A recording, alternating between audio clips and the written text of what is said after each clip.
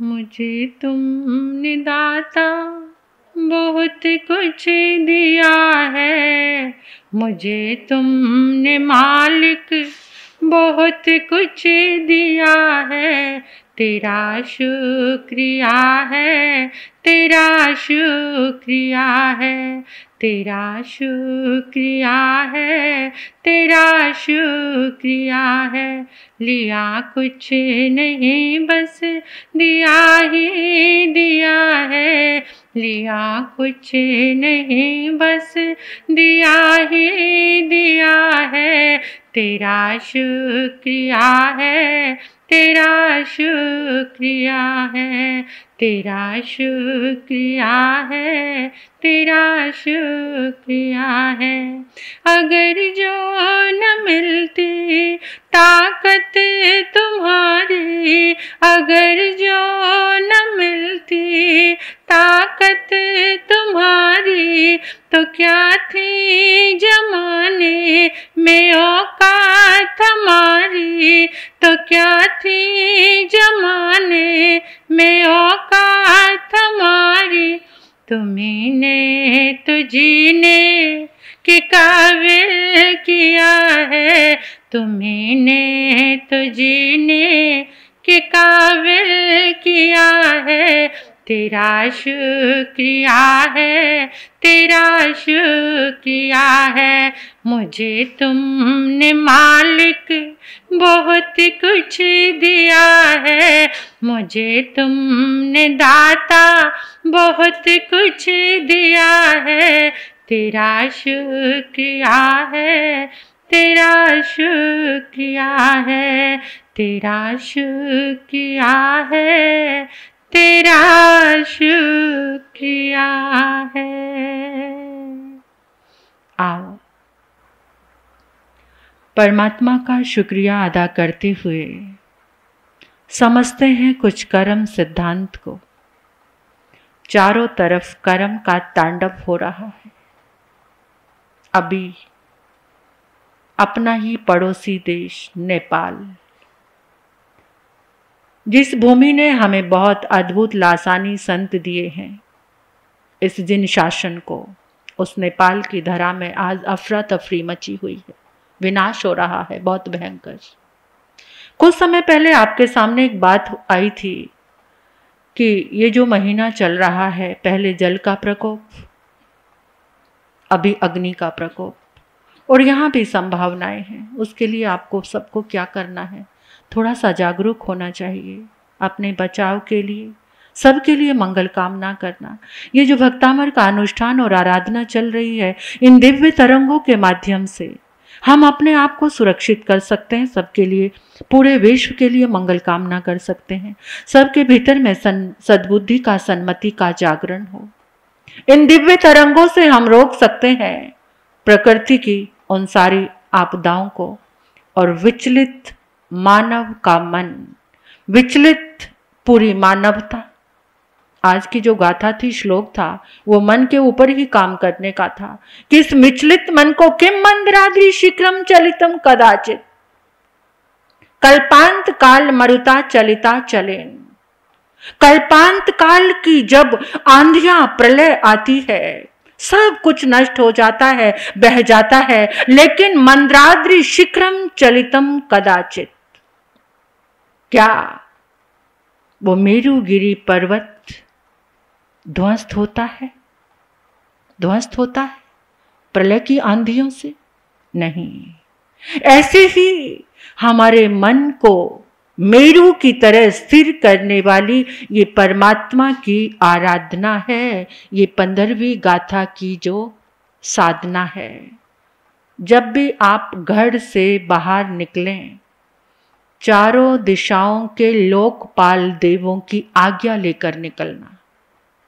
चारों दिशाओं के लोकपाल देवों की हम आज्ञा ग्रहण करते हैं, क्योंकि चारों दिशाएं उन चारों के अंडर में है। उन जिस भी फील्ड में आपका विचरण हो, जहां भी आपका गमनागमन हो, तो उनकी आज्ञा लेकर चलना चाहिए। और जिस समय आप सामायिक करते हैं, इस संसार के सब जीवों की सुरक्षा की प्रार्थना जरूर जरूर करना। आपके सामायिक से निकलती हुई वो तरंगे मानव मात्र को सुरक्षा प्रदान करें, ऐसी मंगल प्रार्थना हम सबको जरूर करनी है, सभी को करनी है। जहां जहां बहके कदम, जहां जहां भ्रमित लोग, मानवता ये तांडव करने के लिए, विनाश करने के लिए जो कुबुद्धि तैयार हो गई है, उनके लिए प्रार्थना करना।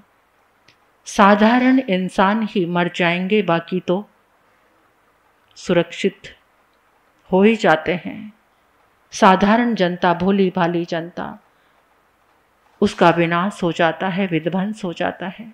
तो उसके लिए आप सभी को जागरूक होकर ये प्रार्थना करना है। जब भी सामायिक करें, जाप करें, आराधना करें या कुछ भी नहीं करते तो केवल 5-7 मिनट के लिए प्रार्थना तीनों योगों की साधना से जरूर जरूर करें। तो थोड़ी सी बात कर लेते हैं हम कि हमारा भगवान महावीर की प्रयोगशाला में एक प्रयोग चल रहा है कि कर्म का बंधन कैसे होता है। राग और द्वेष की वृत्तियां आपके सामने आती हैं कि जब जीव राग में आता है तब भी कर्म का बंधन होता है, जब द्वेष में आता है तब भी कर्म का बंधन। सोना और चांदी को एक साथ पिघला दो तो क्या नजर आता है? क्या नजर आएगा? सोना और चांदी एक साथ पिघला दिए गए तो सोना पीला अलग से नजर आता है, अपने पीलेपन के कारण वो अलग नजर आता है। तेजाब के प्रयोग से दोनों को अलग कर दिया जाता है। ये राग द्वेष भी एक में एक हो गए हैं तो ज्यादा अंदर क्या नजर आता है? किसी के जीवन को आपको देखना हो, उसके पास द्वेष ज्यादा नजर आता है या राग ज्यादा नजर आता है? द्वेष ज्यादा नजर आता है। द्वेष की अधिकता ज्यादा है, द्वेष के कारण ज्यादा कर्म बंद हो रहे हैं, लेकिन उसके पीछे से जो सोर्स है वो राग है, क्योंकि राग के बिना द्वेष आता ही नहीं है। जब तक राग नहीं होगा तब तक द्वेष, जिस आत्मा में राग द्वेष की चिकनाहट है उसी के पास कर्म आकर चिपकेंगे। जब तक जहां चिकनापन है, जैसे आपका कपड़ा है स्पोंज, वो जितना ज्यादा चिकना होगा उतने ही धूल के कण उसके ऊपर आकर चिपकेंगे। अगर कपड़ा चिकना नहीं होगा ना तो आप उसको झाड़ सकते हैं, झाड़ने के बाद वो सारी धूल झड़ सकती है, लेकिन अगर वो चिकना हो गया और उस पर आकर धूल जम गई, फिर आपको क्या करना पड़ेगा? फिर तो उसको साबुन सर्फ के प्रयोग से ही धोना पड़ेगा। तो इसी तरह से जब आत्मा में राग द्वेष की चिकनाहट आती है तो इस पे कर्म आकर चिपक जाते हैं। जैसे चुंबक लोहे को खींचता है, लोहा उसके ऊपर आकर चिपकता है, लेकिन कभी आपने लकड़ी या रबड़ के ऊपर लोहे को चिपकता देखा है? लकड़ी को आप कहीं भी घुमा दो, वहां पर लोहा चिपकेगा नहीं। जब तक इस आत्मा में राग द्वेष के चुंबक लगे हुए हैं तब तक कर्म रूपी लोहा आकर चिपकता ही रहेगा। जब राग द्वेष हट जाएंगे और ये आत्मा एक लकड़ी की तरह हो जाएगी तो वहां कर्म का बंधन नहीं आएगा। कर्म स्वयं आत्मा से नहीं चिपकते, बल्कि आत्मा के अंदर जब क्रिया उत्पन्न होती है, मन वचन और काया जब क्रिया करते हैं तो आत्मा के ऊपर कर्म आकर चिपकते हैं। अब कर्म बंधन की भी डिग्रियां हैं, हमारे आगमकारों ने दी हैं, शास्त्रकारों ने, भगवान महावीर की वाणी ने, कि कर्म की डिग्री है। कौन सी डिग्री है कर्म की? जिससे कर्म बंधन की तीव्रता और मंदता को बताने वाली है। मंदता और तीव्रता समझ गए ना? तेजी से कर्म का आना और एक मंद गति से थोड़े हल्के कर्मों का आना, एक तीव्रता से आना बहुत तेजी से और बहुत ज्यादा वेग से ज्यादा गहरे चिकने कर्मों का आना।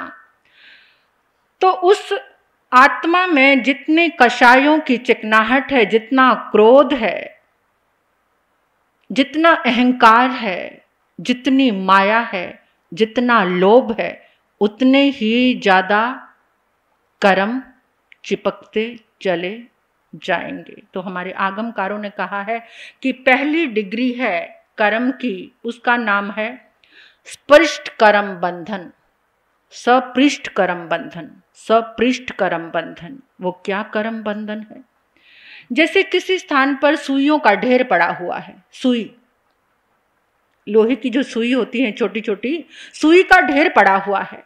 आप गए वहां पर, आपने वहां पर उंगली लगाई, जैसे ही उंगली लगाई तो सुइयां क्या हो गई, एकदम फिसल के इधर उधर। वो इतनी चिकनी है, इतनी मुलायम है सुई कि जैसे ही आपने टच किया तो सुई का जो ढेर था वो बिखर गया, यानी अलग अलग जाकर वो अलग अलग अवस्था में गिर गई।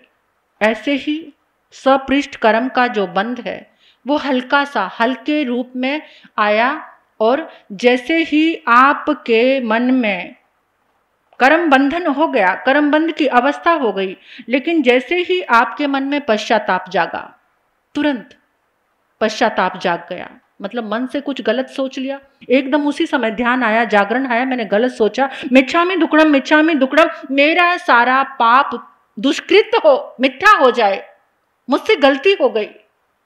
एकदम दिल से आपने मिच्छामि दुक्कडम किया तो वो आपका पाप छूट गया। इसे कहते हैं सपृष्ठ कर्म बंधन। यानी जैसे सुई को उंगली लगाई तो वो ढेर क्या हो गया, बिखर गया। इसी तरह से कर्म आपके मिच्छामि दुक्कडम बोलने से, क्योंकि वो बंधन था जो शिथिल था, कर्म था, मतलब प्रगाढ़ नहीं था, कम था, इसलिए वो कर्म क्या हो गया, दूर हो गया, हट गया। दूसरा कर्म बंधन की डिग्री है बद्ध कर्म बंध। कैसे? यदि सुइयों के ढेर को सूत के डोरे से बांध दिया जाए, जैसे सुइयों का ढेर है, उसको आपने सूत से बांध दिया, सूत के धागे से उस ढेर को बांध दिया तो क्या होगा, खुल जाएगा। थोड़ा सा समय लग सकता, कुछ हल्का सा समय। जिस समय कर्म का बंधन आपका हो गया, लेकिन आपको आभास हो गया कि मुझसे ये गलत हो गया, मेरे कर्म का बंधन हो गया है, तो उस समय आपने क्या किया, आलोचना की और प्रतिक्रमण किया। आप प्रतिक्रमण में बैठ गए।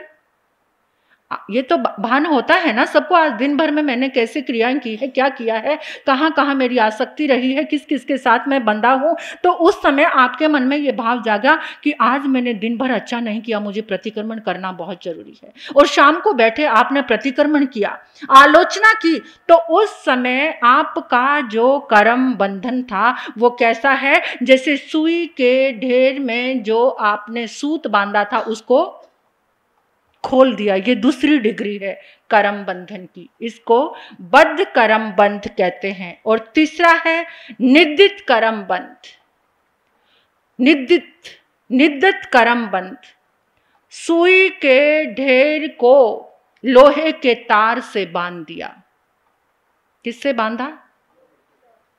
लोहे के तार से बांध दिया। अब उसे खोलने के लिए अधिक समय लगेगा। लोहे के तार से कस के बांधा हुआ है तो लोहे के तार को खोलने में समय तो लगेगा ना।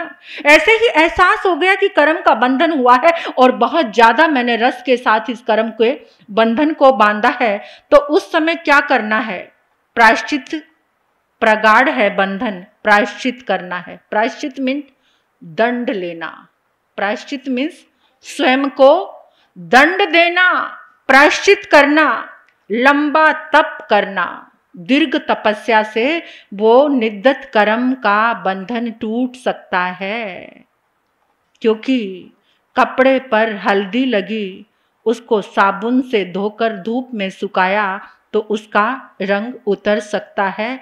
यानी धर्म, कठिन से कठिन धर्म अनुष्ठान करना, धर्म अनुष्ठान के लिए समय निकालना, बैठना तप के साथ, जैसे भक्तामर की आराधना चल रही है, अगर इसमें भी निर्जरा का भाव हो और तप के साथ आप इस आराधना को करें, क्योंकि सोच लिया 48 दिन तक का अनुष्ठान है तो 48 दिन तक मुझे एकासन तप करना है, या 48 दिन तक मुझे व्यासना करता है, या एक दिन छोड़ के एक दिन एकासना, यानी कुछ भी आपने, या एक दिन छोड़ के एकांतरे के साथ मुझे ये अनुष्ठान करना है, तो उससे जो निद्दित कर्म है वो कर्म बंध छूट जाता है। ये इससे। और चौथा है निकाचित कर्म बंध। ये बहुत मुश्किल है। कैसा है ये कर्म बंध? सुइये के ढेर को आग में तपा दिया और लोहे का पिंड बना दिया। जो सुइयों का ढेर था उसको आग में डाल दिया, अब वो क्या बन गया? क्या आप वहां से उस सुई को अलग कर सकते हो? जो लोहे का पिंड बन गया उस सुई को अलग वहां से करना असंभव है। तो ऐसे ही कर्मों का गूढ़तम बंधन हो गया। किस रस के साथ? मन, वचन और काया, इन तीनों योगों के साथ गूढ़ बंधन हो गया। इस निकाचित कर्म के लिए हमारे आगमकारों ने कहा है, जैसे आपके मन में भाव आया कि आज हलवा बनाना है, हलवा बनाने के लिए आपने सारी सामग्री निकाल ली, घी निकाला, सूजी निकाल ली, शक्कर निकाल ली और साथ में पानी भी, सब कुछ रखा हुआ है, अग्नि जल रही है। तुरंत आपके मन में ये भाव आ गया कि नहीं, आज नहीं, आज तो घर में कोई भी नहीं है, कल बना लेंगे। तो जो जो सामग्री अभी आपकी अलग थी वो अलग वापस की वापस वहाँ की वहाँ डाल दी। जहाँ से घी निकाला था घी में घी डाल दिया, जहाँ से सूजी निकाली थी सूजी के डब्बे में सूजी डाल दी, शक्कर के डब्बे में शक्कर डाल दी। तो वो जो सामग्री अलग अलग थी वो आपने डाल दी, वो निद्दत कर्म है। लेकिन अगर हलवा बन गया तो उसको तो क्या करना पड़ेगा? फिर आप चाहो तो शक्कर में शक्कर मिला सकते हो? नहीं मिला सकते। अब सब एक में एक होकर हलवा तैयार है, ये कर्म का हलवा खाना ही पड़ेगा। बाहर के हलवे को तो किसी को बांट सकते हो, लेकिन कर्म का जो खुद से तैयार किया है ये खुद को ही खाना पड़ेगा। तो इससे छुटकारा नहीं हो सकता भोगे बिना। इतने चिकने कर्म जो मर रहे हैं, बह रहे हैं, जल रहे हैं, वो कहीं ना कहीं वो निकाचित कर्म का बंध है, जिसको भोगे बिना। आज नहीं तो पहले किया था, आज तो याद ही नहीं, कुछ किया नहीं, लेकिन फिर भी भोगना पड़ रहा है। उससे पहले तो किया है। इसलिए ज्ञानी कहते हैं कि प्रथम 3 अवस्थाओं को, 3 कर्म बंधन की जो अवस्था है उसे आप साधना के द्वारा, तप के द्वारा, प्रायश्चित के द्वारा, आलोचना के द्वारा उस बंधन से छुटकारा पा सकते हैं। लेकिन निकाचित कर्म का क्षय तो समता भाव से ही हो सकता है। किससे? समभाव। मैंने किया, मुझे ही भोगना है। जब ये भाव आ जाएगा मैंने किया है, मैंने ही भोगना है, तभी वो निकाचित कर्म का बंधन हल्का पड़ सकता है। लेकिन निकाचित के ऊपर से ऊपर ग्लेशियर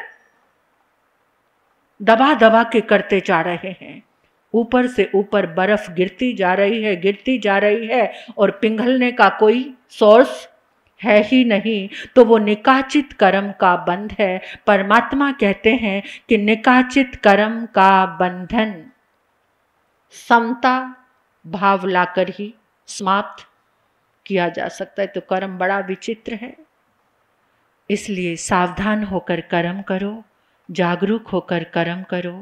कर्म की ये 4 डिग्रियां हैं। पहले ज्ञान प्राप्त करो, फिर उस पर काम करो। जब तक ज्ञान नहीं आएगा तब तक काम भी नहीं। नॉलेज ही नहीं है तो क्या करेंगे?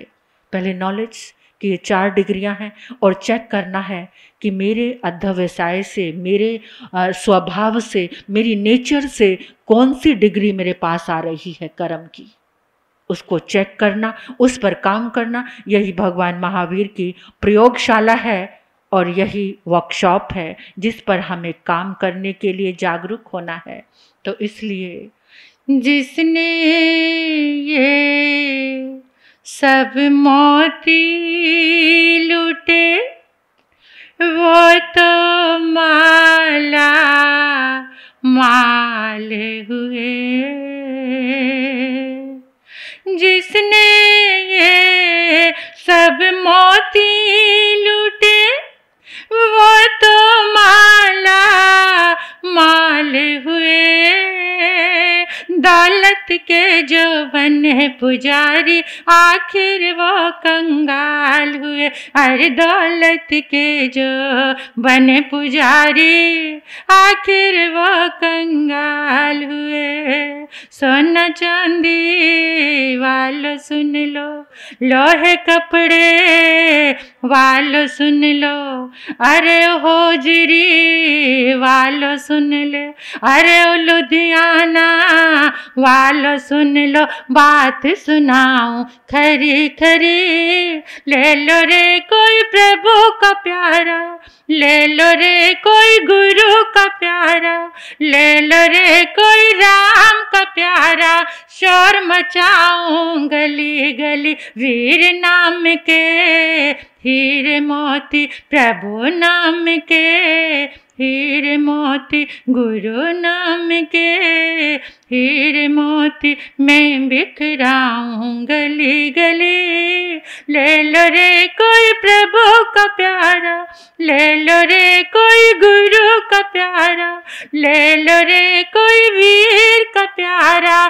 शोर मचाऊं गली गली मैं, शोर मचाऊं, शोर मचाऊं, शोर मचाऊं गली गली।